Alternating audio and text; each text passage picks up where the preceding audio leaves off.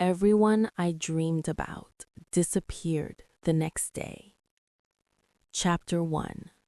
The First Disappearance. The first time it happened, I convinced myself it was coincidence. I dreamed about my neighbor, Mr. Calder. He was standing in the hallway of my apartment building, the lights flickering overhead, his mouth moving without sound. His face looked wrong, stretched, as if someone had pulled it too tight over his skull. When I tried to speak to him, he leaned close and whispered my name, though I couldn't hear it. I only felt it vibrate in my chest. I woke up gasping, my sheets damp with sweat. By noon the next day, the police were knocking on doors. Mr. Calder's apartment was empty, not moved out empty, abandoned empty. His phone, wallet, keys, and shoes were still inside. His coffee mug sat cold on the counter, half full. The front door had been left unlocked. No one had seen him leave. I stood in the hallway with the other tenants, arms crossed, listening as the officers asked questions. When they reached me, my throat went dry. "When was the last time you saw him?" one asked. "Yesterday," I said, which was true. I'd seen him in my dream. That night, I didn't sleep. I told myself it was stress. Urban disappearances happened all the time. People cracked, ran, erased themselves. It didn't mean anything. Then I dreamed about my coworker, Jenna. Chapter 2. The Pattern. She was sitting at her desk, typing furiously, her fingers moving too fast, blurring. Her monitor glowed white, empty except for a single line of text. "You saw him." She looked up at me and smiled. Her teeth were too many. I woke up screaming. Jenna didn't come in the next day. By afternoon, her manager told us she'd been reported missing. I threw up in the bathroom and locked myself in a stall until my legs went numb. That was when fear stopped being abstract. I stopped sleeping on purpose. I drank coffee until my hands shook. I watched the sun rise and fall from my couch, terrified of closing my eyes. Every time exhaustion pulled me under, panic yanked me back. But sleep always wins. 3 nights later, I dreamed again. This time, it was my sister. Emily stood in our childhood bedroom, surrounded by packed boxes. She looked exactly like she had the last time I saw her. Hair in a messy bun, one sock missing. She was crying silently, tears floating upward instead of falling. Behind her, the closet door was open. It was deeper than it should have been. Endless. Something moved inside. I woke up sobbing. I called Emily immediately. She answered, groggy but alive. "Don't go anywhere tomorrow," I begged. "Please, call in sick, stay home, lock your doors." She laughed nervously. "You okay?" "I'm serious." She promised she would. The next day, she vanished anyway. Her phone last pinged inside her apartment at 9:12 a.m. Her car was still in the parking lot. The deadbolt was locked from the inside. That was when I knew. Chapter 3. No one is safe. This wasn't coincidence. This was me. I went to a doctor, then a therapist. I told them I was having vivid nightmares and anxiety. I didn't tell them the truth. If I said it out loud, it would become real in a way I couldn't survive. The therapist suggested sleep journaling. I laughed hysterically in my car afterward. Instead, I started dream mapping. Every time I woke from a nightmare, I wrote down everything: names, places, details, times. The pattern was undeniable. Every person I dreamed about disappeared within 24 hours. Not died, not found, erased. No bodies, no evidence, just holes where people used to be. The news didn't call it a pattern. The police didn't connect the cases. Too many variables, too spread out. But I saw the thread, and the thread led back to me. I stopped leaving my apartment. I ordered groceries. I ignored calls. I unplugged my TV. I covered mirrors. I was afraid that if I saw someone too clearly, my mind would pull them into my dreams.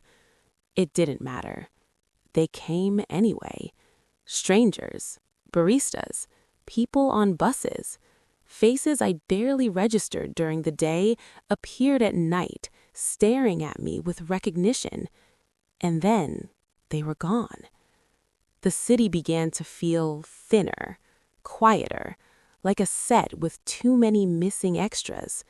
Posters stayed up longer. Apartments stayed dark. One night, I dreamed of a man I didn't recognize at all. He stood in a wide, empty space that felt like a station or terminal. The air hummed. There were no walls. "You're not supposed to see this place yet," he said. His voice sounded normal, human. "What is this?" I asked. "Where they go," he replied. Behind him, shapes moved, crowded, overlapping silhouettes, pressed together, stretching towards something unseen. "They aren't dead," he continued. "They're archived." I woke up with blood on my pillow. My nose had bled in my sleep. I stopped fighting the truth. Whatever this was, it had chosen me. I searched obsessively. Forums, old books, academic papers buried in paywalls. I looked for anything: shared dreams, contagious sleep phenomena, historical disappearances. I found one mention. Chapter 4. The Witness. A footnote in a translated journal from 1893. The witness dreams of the taken. To be seen is to be remembered, and to be remembered is to be removed. No author, no explanation, just a warning scribbled in the margin. Do not let it learn your face. The next dream was different. Chapter 5. The Door. I was watching myself sleep. My body lay rigid on the mattress, ice fluttering beneath closed lids. The room was wrong, larger, stretched, shadows pulling where corners shouldn't exist. Something stood at the foot of the bed. It didn't have a face. Not a blank one, an absent one. Where features should have been, there was depth, like looking down a well. "You see too much," it said, not with sound, but with pressure. "I don't want this," I tried to say. "You already agreed." "I never—" It leaned closer. "You dream," it said. "We collect." I woke up screaming, my throat raw. The next day, my therapist didn't show up for our appointment. Her office was locked, her voicemail disconnected. I sat in my car and laughed until I couldn't breathe. I knew how this ended. The more I dreamed, the more empty the world became. So I made a choice. Chapter 6. When the city went quiet. I would stop sleeping. Not temporarily. Forever. I researched sleep deprivation, the timelines, the hallucinations, the points of no return. I prepared my apartment like a bunker, lights on, timers, alarms every 5 minutes, ice packs, bitter coffee, pain. For 6 days, I stayed awake. On the 7th, the dreams came anyway. I collapsed on the kitchen floor, body shutting down without permission.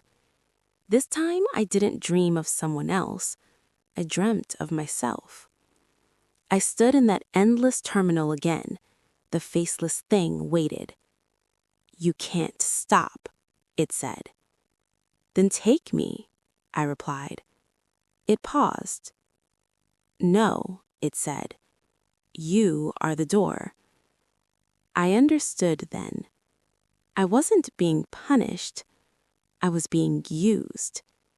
Every mind that noticed me, every person I registered, remembered, dreamed, passed through me. I was a filter, a witness, and witnesses don't last. I woke up in my apartment, hearts hammering. Everything was silent, too silent. I went outside. The city was wrong. Cars abandoned mid-street, stores unlocked, screens glowing with no one watching. No people. Not a single one. I finally understood the last rule.